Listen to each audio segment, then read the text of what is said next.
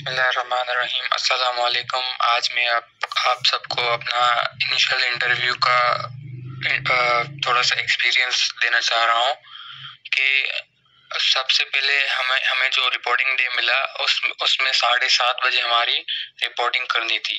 तो जैसे ही हम 7:30 बजे वहाँ पे SRC पहुँचे तो उन्होंने हमें हॉल में बिठा दिया और 10-15 मिनट के बाद जो है ना वो साइक भी आ गई जो कि ऐसे लिखवाती हैं जो कि ऐसे लिखवाती हैं। और उन्होंने जो है ना हमें थोड़ा सा इंट्रो दिया टॉपिक्स के बारे में। हमें जो है ना बताया कि 2 ऐसे आपको लिखने, एक इंग्लिश में और एक उर्दू में।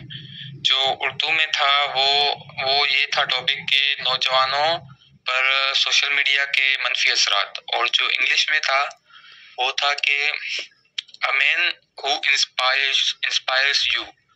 सो इन दोनों टॉपिक्स के लिए हमें 3-3 मिनट दिए गए अलग अलग से। तो जो 3-3 मिनट में हमें इसका सबसे पहले स्टार्ट इंट्रो करना था और उसके बाद उसकी मेन बॉडी लिखनी थी और उसके बाद उसका कंक्लूजन भी लिखना था। तो ये सब चीज़ें होती हैं। इसके ऐसे जो है ना मेन होता है और इसके 10-10 मार्क्स होते हैं। तो ये ऐसे जो है ना ऐसे बड़ा एक अहम किरदार अदा करता है इंटरव्यू पास करने के लिए। सो अगर आपकी ऐसे की अच्छी तैयारी है तो ही आप इंटरव्यू पास कर सकते हैं। ये समझ लीजिए कि आपके इंटरव्यू के आधे नंबर ऐसे में से ही मिलते हैं। तो इसके लिए आपकी राइटिंग स्किल्स बहुत अच्छी होनी चाहिए, जो कि वो बहुत मैटर करती है वहाँ पे, क्योंकि आपके पास जो है ना बहुत ही कम टाइम होता है। 3 मिनट में सिर्फ सोचना ही नहीं होता, लिखना भी होता है। 3 मिनट के अंदर सोच कर लिखना होता है। तो वहां पर एक सेकंड जो है ना वो बहुत ही मतलब अहम होता है। तो आपने अपना जो है ना सबसे पहले जाने से ISSB इनिशियल इंटरव्यू जाने से पहले आपने बिल्कुल अपने आप को प्रिपेयर करके जाना है। मतलब कि 3 मिनट तक आप कितना लिख सकते हैं और टॉपिक्स कुछ कवर कर लीजिएगा। मतलब जैसे ये हमारे सर जो है बताएंगे आपको और बताया भी होगा, ये टॉपिक कुछ दे रहे हैं तो ये जरूर कवर कर लीजिएगा और जो है ना बहुत ही अपनी प्रिपरेशन अच्छी रखिएगा, तभी आप मतलब अच्छा परफॉर्म कर सकेंगे।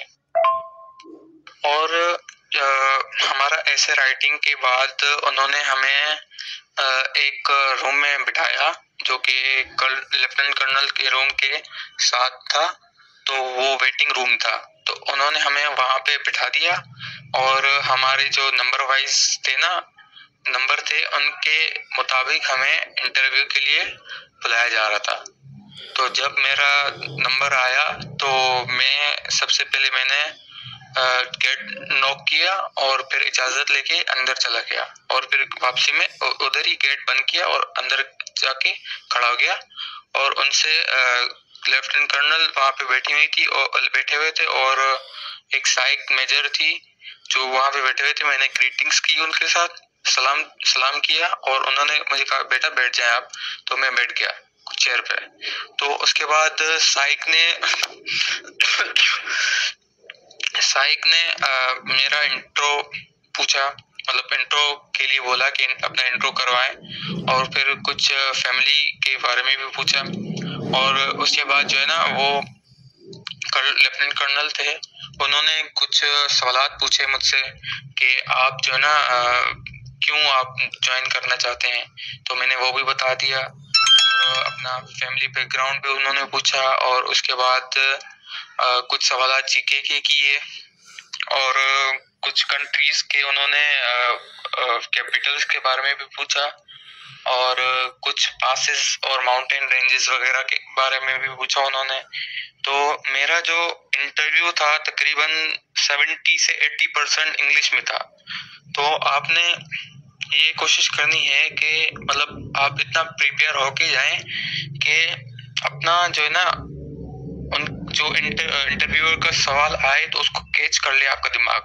तो आपने इतनी मतलब इंग्लिश तो आनी चाहिए आपको बेसिक बेसिक के मतलब आप कुछ सुने तो आपको समझ आए और उसका आप रिप्लाई कर सकें। मतलब 100% तो हम नहीं बोल सकते क्योंकि हमारी ये सेकंड लैंग्वेज है, तो 70% तो हमें करनी ही चाहिए तैयारी। मतलब आपने पूरा फोकस रखना है कि आप जो है ना अपना 70% इंग्लिश करके जाएं। मतलब इतनी आनी चाहिए आपको समझ आए और आप उसको रिप्लाई कर सकें।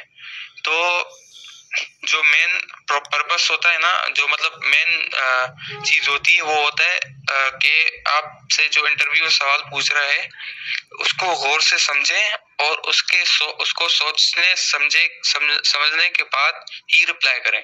सही है, तो ऐसे जल्दबाजी मत करिएगा। और ये बहुत अहम चीज होती है और सबसे बड़ी चीज आपका कॉन्फिडेंस होता है और फेस एक्सप्रेशंस। अगर इंटरव्यूअर को लगा कि आपका जो फेस एक्सप्रेशन आप डरे हुए हैं तो वो आपको वैसे ही फेल कर देगा, चाहे आपके सवालात सही हो या गलत। सही है, तो इससे मत नहीं डरना है कि आपको 2 सवाल गलत हो गए या 3 सवाल गलत हो गए। आपने कॉन्फिडेंट रहना है और उसके अलावा आपने इंग्लिश की भरपूर तैयारी करनी है।